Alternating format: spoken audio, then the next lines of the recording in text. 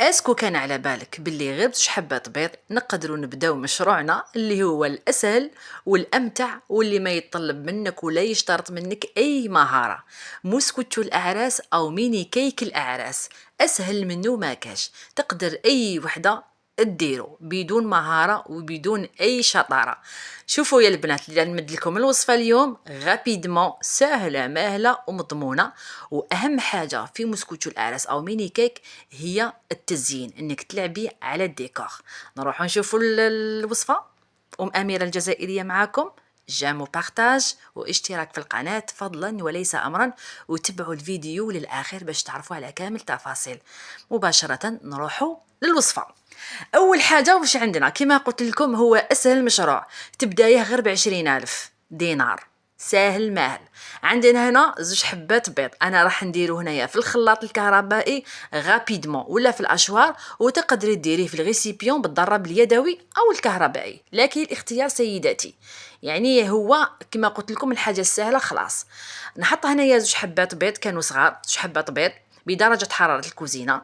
هنايا عندي نصف كاس نتاع السكر حبيبات، ونحط معاه نفس المقدار ونفس الكيل نصف كاس نتاع الزيت النباتيه، وكذلك نضيف نصف كاس نتاع الحليب يكون دافي يعني ماشي من الثلاجه.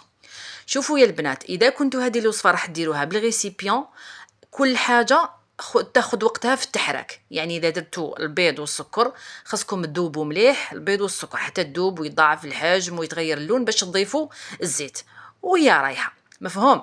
هنا كما قلت لكم راح نضيف نصف كاس نتاع حليب يكون هو كذلك بدرجه حراره المطبخ. نحط كل شيء، نحط ملعقه مملوءه نتاع لافاني، ديروا السائله، ديروا البودغ كيما حبيتوا، واللي عندها مبشور او مبشور الليمون تقدر تحط. انا حطيت هنايا بودغ يعني ملعقه كامله نتاع لافاني.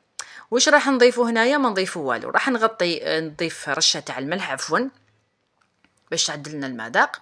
نغلق على الروبو تاعي ونخلطو حوالي دقيقتين الى 3 دقائق. لازم هذاك السكر يذوب معايا تماما.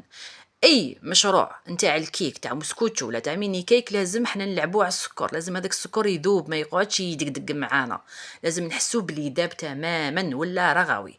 هنا واش راح ندير 2 اكياس نتاع خميره نواره بوزن 10 غرام. يعني درت هنايا زوج نحطهم كامل. انا هي الوصفه هنايا راح نكملها يعني تالمو درت يعني مقدار صغير، راح نكملو في الخلاط. وانتوما ولا درتو كميه ولا حبيتو تحصلوا على كميه اكبر ضاعفوا المقادير. مفهوم؟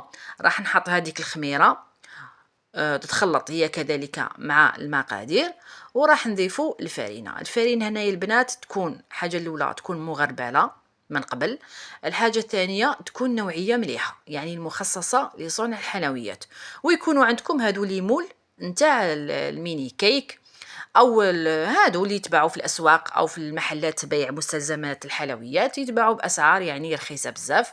نتحصلوا على هذا القوام. هنايا درت حبيباتي درت كاس مملوء تاع 220 ملي نتاع الفرينه. القوام هنايا شوفوا يا البنات يكون خليط الكيك العادي، ما يكونش ثقيل وكان محسن للكيك باش الكيك تاعنا يقعد لنا رطيطب ويقعد رطب يعني المده اطول. راح نحطوا ملعقه صغيره نتاع الخل الابيض، هذا ما كان راح نخلطه غير شويه. والفور تاعي يكون مسخن على 180 درجه. نعمر هذوك ليمول بعد ما كنت دهنتهم بلا مارغرين ولا بالزبده ولا بالزيت، ورمدوهم بالفرينه باش ما يلصقوش معاكم. مفهوم؟ لانه لما رمدتوهمش مليح بالزيت والفرينه راح يجيكم معهم مشاكل ويقعدوا يلصقوا لكم. مفهوم؟ رمدوهم مليح، والمستحسن رمدوهم بالزبده ولا بلا مارغرين هكذا باش ما يلصقوش معكم. بالزيت دي فوا يحكموا شويه. مفهوم؟ راني عطيت لكم كامل تفاصيل. ما نعمروش لي مول تاعنا، ما نعمرهمش حتى للستف لانه الخليط فيه الخميره راح تنتفخ معايا. نديروا النصف نتاع المول يعني ما نعمروهمش وما نخلوهمش هابطين بزاف، نحطوهم في النص باش نخلو هذاك النصف الامتلاء او الانتفاخ نتاع الكيك. نخبطوهم واحد شويه ونديروهم في السيني اللي يدخل للفوق، وندخلوهم على 170 درجه. لما يتحمروا لنا من التحت نشعلوا لهم من الفوق يتحمروا. مده الطهي من ماشي كبيره بزاف، حتى 25 30 دقيقه. المهم بعد ما يتحمروا معانا هكذا، شوفوا يا البنات وهما سخونين، انا ما خليتهمش يبردوا، يعني هما سخونين. شوفوا كيفاش يجوا طالعين ومهويين ومفشفشين. شوفوا يا البنات، شوفوا كيفاش يجوا روعه، يجوا منتفخين، واسهل منهم هذا المشروع ما كاش. ديروا هي البنات حتى للحفلات نتاع السيزيام، ولا حتى العراضات خفاف، ولا القهوه تاع العصر، تقدروا ديروها كيما حبيتوا كمشروع. قهوه العصر، للحفلات، للضيافات، يجي هذا المشروع لانه بزاف شباب، وصراحه راهو داير طوندونس، وراهو داير زوبعه في الاعراس وفي الحفلات. المهم نروحوا للتزيين. التزيين يبقى اختياري، وكل وحده تلعب على التزيين. والسعر نتاع هذا لي ميني كيك نتاع الاعراس يعتمد بزاف على التزيين، لانه كما تعرفوا المقادير تاعو قليله، ولكن على حسب التزيين يكون السعر، باش تفهموا عليها. كي يكون التزيين بزاف شباب ويكون مكلف، يكون البيع اكثر، وكي يكون سامبل وعادي يكون عنده سعر واحد اخر. المهم انا واش درت تزيين عادي ماشي كومبليكي.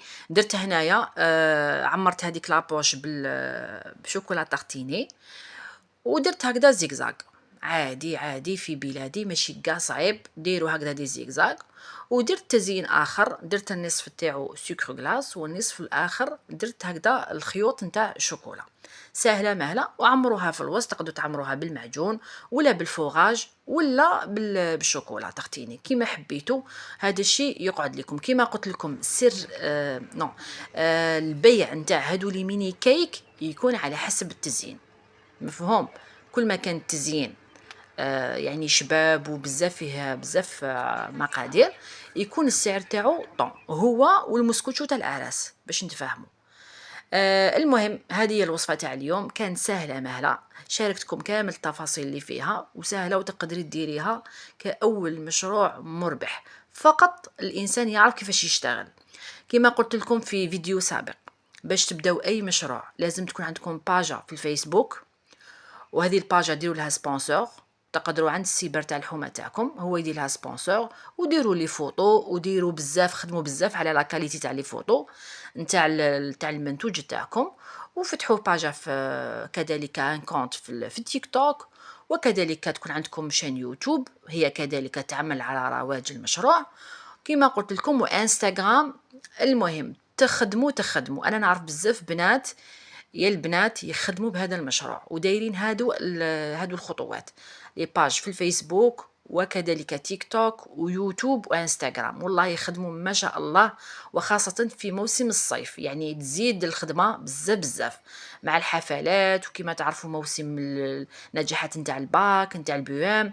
المهم هنايا البنات زينت لي ميني كيك تاعي، زيتهم بفوغاج نتاع لي سوريز. وديروا اي حاجه، ديروا معجون مربى، كما قلت لكم تارتيني شوكولا، هذاك الشيء يقعد على حسب المقدور. وقد ما يعني نقصتي في كما يقولوا، يعني اوليو تستعملي فوغاج استعملي المربى، يعني تكوني ما تستهلكيش ميزانيه اكبر. حاولي تخدمي بذكاء، وتركزي بزاف على الديكوراسيون نتاع هذا المنتوج، لانه يعتمد على الشكل. وصلنا للنهايه، ما تنسوش راني حكيت لكم كامل التفاصيل، ما بخلت عليكم حتى حاجه. ما تبخلونيش بالاشتراكات والبارتاج، وكذلك الاشتراكات في القناه، وفعلوا لي زر التنبيهات ليصلكم كل جديد. وما تنسوليش يا البنات التعاليق المحفزه. نقول لكم نحبكم بزاف.